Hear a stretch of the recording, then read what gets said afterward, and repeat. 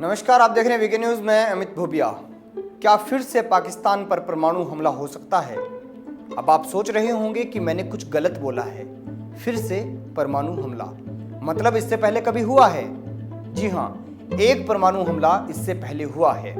विज्ञान कहता है कि ऐसा हुआ होगा, शास्त्र कहते हैं कि ऐसा हुआ है, और जब मैं आपको ये पूरी घटना बताऊंगा तो आप भी बोलेंगे कि हाँ, हुआ हो सकता है। उसके बाद आप विचार करना, इस विषय पर रिसर्च करना, बहुत कुछ सीखने को मिलेगा। लेकिन इससे पहले ये रिपोर्ट अंत तक देखना।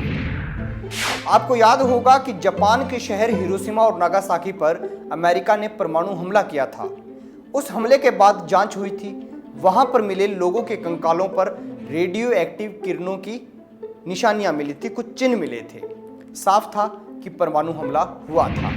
अब हम अपने विषय की खोज के लिए इतिहास में चलते हैं कि पाकिस्तान पर परमाणु हमला कब हुआ, परमाणु बम कब गिराया गया। इसके लिए हमें 5000 साल पहले जाना होगा, सिंधु घाटी सभ्यता के वक्त में, जब पुरातत्व शास्त्रियों यानी पुराने तत्वों की जांच करने वाले वैज्ञानिकों ने सिंधु घाटी सभ्यता की खुदाई में मिले अवशेषों की जांच की तो उन्होंने देखा कि वहां की गलियों में नरकंकाल पड़े थे। कई कंकाल चित्त अवस्था में थे, यानी वो मरने से पहले बेहोश थे। कई कंकालों ने एक दूसरे का हाथ इस तरह पकड़ रखा था कि मानो किसी विपदा ने उन्हें अचानक इस अवस्था में पहुंचा दिया हो। उन नर कंकालों पर उसी प्रकार की रेडियो एक्टिव किरणों के चिन्ह थे जैसे जापान के हिरोशिमा और नागासाकी के कंकालों पर परमाणु विस्फोट के बाद मिले थे। माना गया कि सिंधु घाटी सभ्यता परमाणु बम से खत्म हुई है। वो महाभारत का काल था।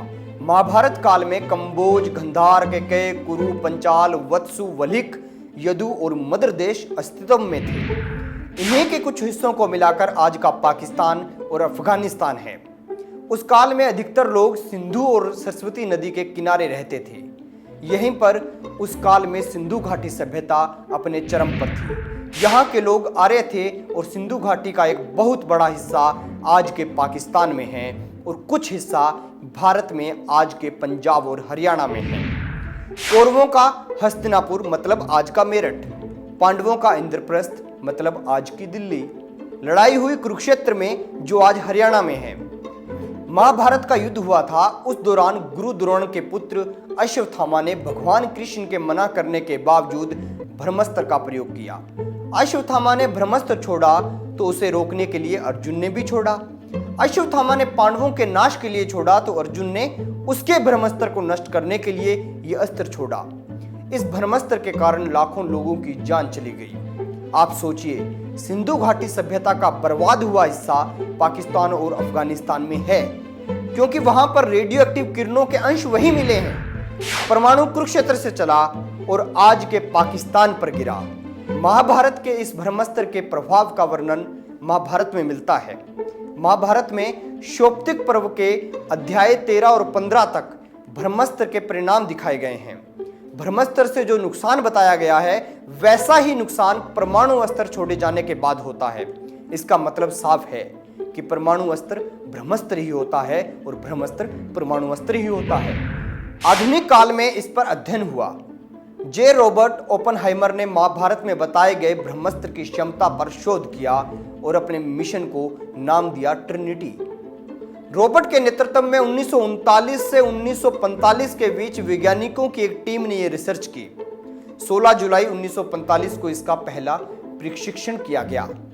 एरिक वोनर अपनी बेस्ट सेलर पुस्तक चैरियट्स ऑफ गॉड में लिखते हैं कि लगभग 5000 वर्ष पुराने महाभारत में किसी योद्धा को ऐसे अस्त्र के बारे में कैसे पता था जिसे चलाने से 12 साल तक धरती सूखी पड़ जाती हो। इतना प्रभावशाली अस्त्र जो माताओं के गर्भ में पलने वाले शिशु को भी मार दे। इसका अर्थ है कि ऐसा कुछ न कुछ तो था जिसका ज्ञान आगे नहीं बढ़ाया गया। तो दोस्तों, परमाणु के बारे में और उसके परिणाम के बारे में हम लोगों ने तो महाभारत में पढ़ा है, लेकिन शायद पाकिस्तान ने नहीं पढ़ा। और यही कारण है कि पाकिस्तान परमाणु चिल्लाता है, उसके परिणाम उसे मालूम नहीं। इस बारे में आपकी क्या राय है? आपके पास कोई तथ्य हो तो कमेंट बॉक्स में जरूर बताएं। वीडियो अच्छा लगे तो लाइक करें, शेयर करें और खबरों से जुड़े रहने के लिए हमारे चैनल को सब्सक्राइब करें। देखते रहिए वीके न्यूज़।